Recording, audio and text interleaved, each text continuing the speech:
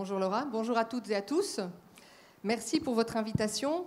Donc aujourd'hui, je vais vous parler effectivement de l'innovation chez Orange, mais au final, vous allez voir, je vais parler de vous.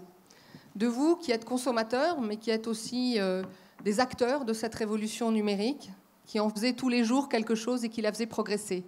Donc à travers Orange, que vous soyez client Orange ou non d'ailleurs, vous verrez, c'est de vous dont on va parler.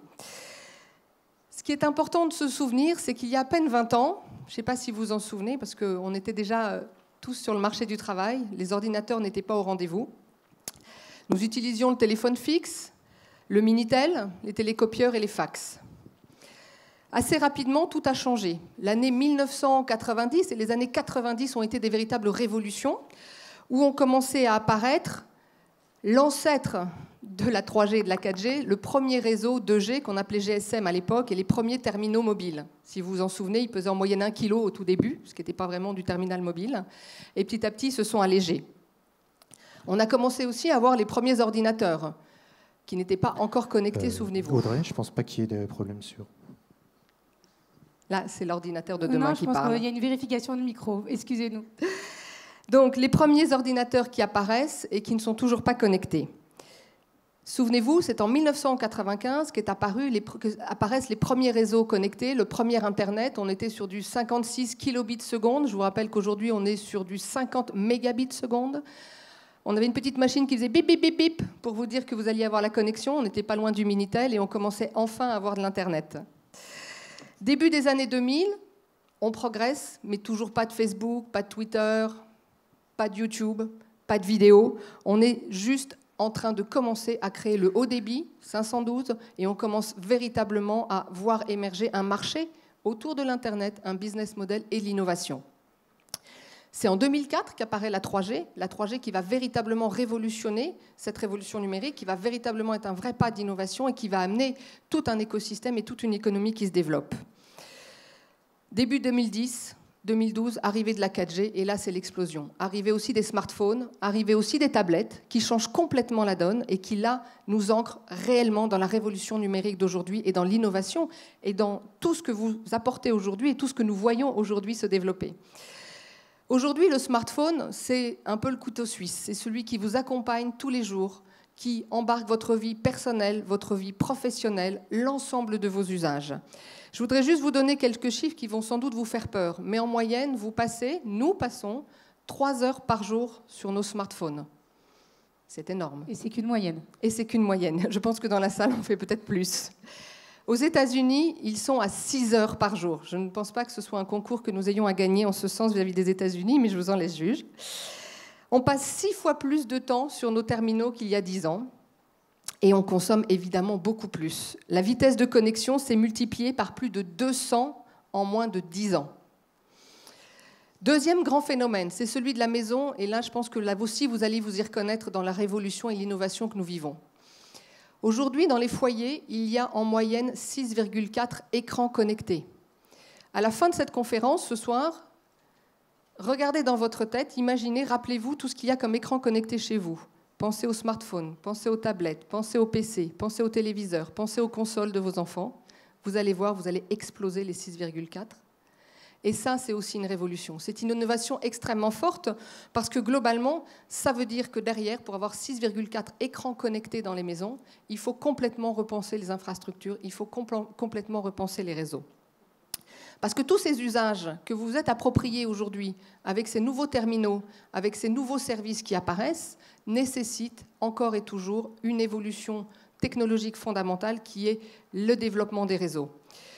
Quelques chiffres là aussi. Le trafic dans les réseaux télécoms double environ tous les 18 mois. La demande ne cesse d'augmenter et elle est aujourd'hui multipliée par 10 depuis 10 ans. Donc on a un véritable enjeu d'être une entreprise innovante chez Orange en étant une entreprise à la pointe de l'innovation du réseau, de la technologie. Sinon, l'économie de l'innovation ne serait pas au rendez-vous. Et ça, c'est vraiment ce en quoi nous croyons et la conviction que nous avons qui fait que nous avons aujourd'hui une décision d'investissement extrêmement forte. Encore quelques chiffres qui parlent de vous. Vous savez qu'aujourd'hui, chaque jour, 320 millions de photos sont envoyées sur Facebook. Il y en a 240 milliards de stockés. Globalement, en une journée, nous prenons autant de photos qu'en une année, il y a 10 ans.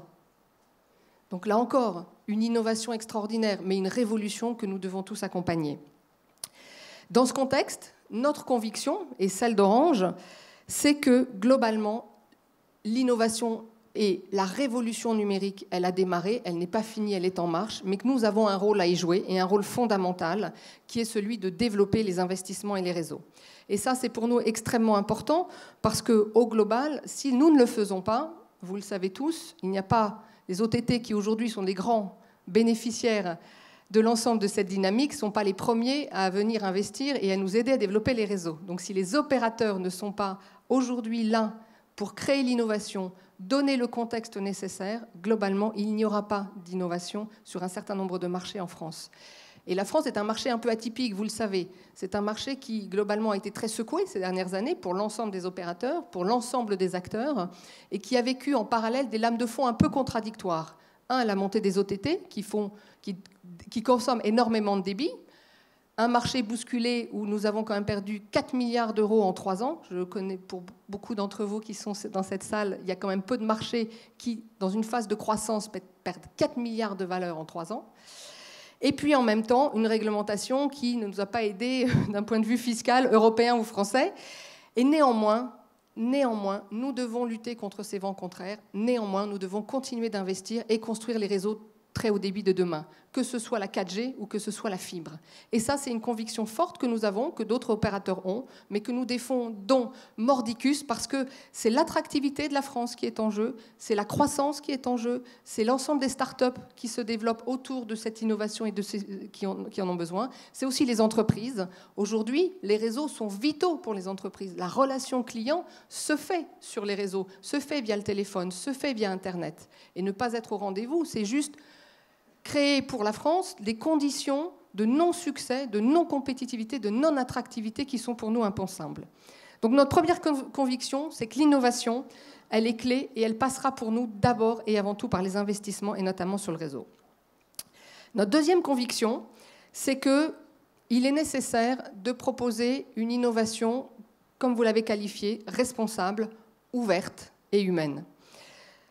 Ce point est important à 2 titres, parce qu'aujourd'hui, on voit bien que cette révolution technologique, elle peut aussi laisser des gens sur le bas-côté, et que globalement, de par notre histoire, nous devons accompagner cette logique et accompagner nos clients.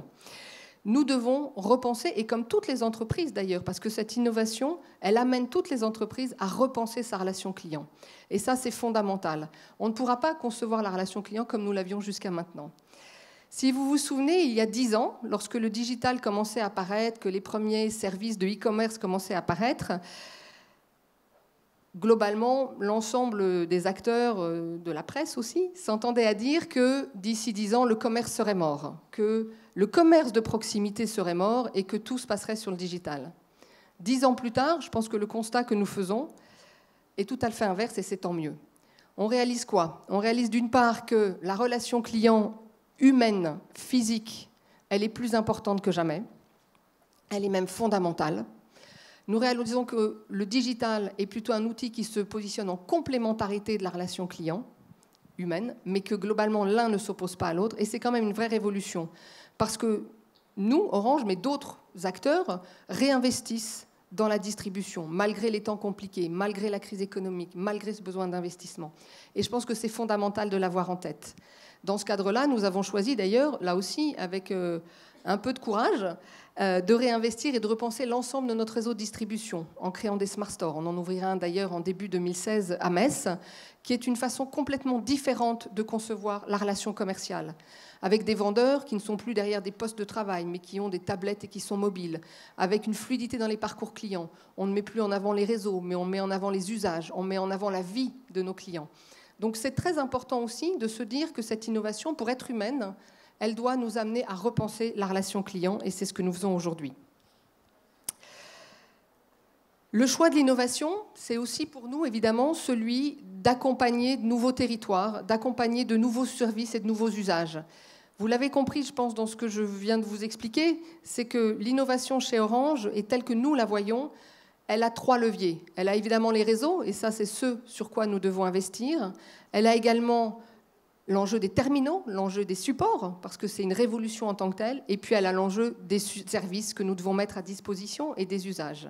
Et dans ce cadre-là, nous avons deux dynamiques, une en propre, où nous essayons là aussi de faire preuve d'innovation, et puis surtout d'accompagner des startups pour que globalement, ces usages, ces services que nous allons développer nourrissent la valeur, nourrissent les attentes clients et soient au rendez-vous.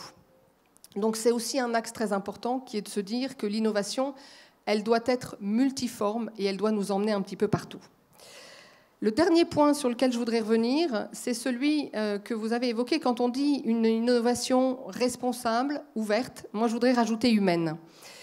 Il ne faut pas oublier que la révolution numérique que nous vivons et l'innovation que nous vivons, nous, dans notre entreprise, mais je pense que c'est le cas de toutes les entreprises que nous accompagnons aussi dans une logique B2B, elle bouscule. Et elle bouscule des assets qu'on ne connaît pas automatiquement. Les salariés. L'ensemble de nos salariés, alors nous sommes un grand groupe avec des salariés de tous âges, de toute provenance, de toute formation. Nous avons aussi à les accompagner et nous avons à les faire monter dans cette vie digitale. Nous allons et nous sommes en train de former 77 000 salariés. Mais nous devons aussi accompagner nos managers parce que la révolution et l'innovation bouleversent la vie des managers. Et puis les métiers. Et ça, c'est, je vais finir, un point très important. La révolution, donc, elle oblige l'ensemble des grands groupes à investir, ça c'est le premier point, elle les oblige à repenser entièrement à l'intérieur d'eux-mêmes leur mode de fonctionnement, et elle les oblige aussi à s'intéresser au monde extérieur, aux startups que nous accompagnons et sur lesquelles aujourd'hui vous êtes présents, parce qu'il est aussi important que globalement nous nourrissions cette innovation par de l'innovation externe, par du soutien aux startups qui vont amener des usages. Et puis je voudrais dire un dernier point pour conclure, qui est que ne pas oublier, quand je vous ai dit tout à l'heure, je vous parle en tant que consommateur et aussi en tant qu'individu, c'est que dans l'innovation responsable, c'est aussi se poser la question de ce que transforme l'innovation dans sa vie personnelle. La césure vie professionnelle, vie personnelle, et vous le savez autant que moi, elle s'évapore. La sphère privée, la sphère publique, elle s'évapore. On est de plus en plus exposé sur les réseaux sociaux. Comment on se reconstruit et comment individuellement on se pose la question de ce que l'on sera comme individu dans ce monde innovant, je trouve que c'est aussi une question qu'un opérateur comme Orange doit se poser et qu'on doit tous se poser tous les jours.